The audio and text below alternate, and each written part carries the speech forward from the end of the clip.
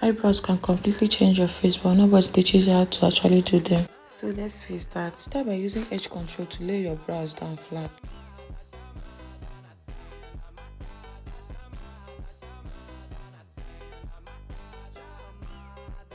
Laying your brows with the edge control, go in with your finger to properly press it down very well.